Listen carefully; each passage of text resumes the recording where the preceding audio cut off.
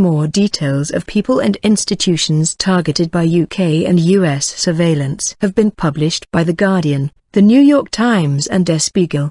The papers say that the list of around 1,000 targets includes a European Union commissioner, humanitarian organizations and an Israeli PM. The secret documents were leaked by the former US security contractor, Edward Snowden, now a fugitive in Russia. They suggest over 60 countries were targets of the NSA and Britain's GCHQ. The reports are likely to spark more international concern about the surveillance operations carried out by the US and the UK. News that the National Security Agency had monitored the phone of German Chancellor Angela Merkel triggered a diplomatic row between Berlin and Washington in October. Continue reading the main story.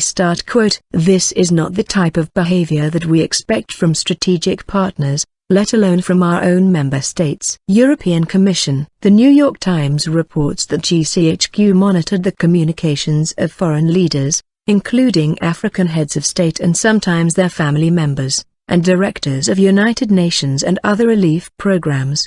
The paper reports that the emails of Israeli officials were monitored, including one listed as Israeli Prime Minister. The PM at the time, 2009, was Ed Olmert. Condemnation. The Guardian writes that GCHQ targeted the UN Development Programme, UNICEF, German government buildings and the EU Competition Commissioner, Joaquin Almunia. The European Commission said in a statement that the claims, if true, deserve our strongest condemnation. This is not the type of behavior that we expect from strategic partners, let alone from our own member states. Mr. Almunia, a Spaniard, is responsible for approving mergers and investigating monopolies. He has clashed with the U.S. firms. The NSA denies carrying out espionage to benefit U.S. businesses.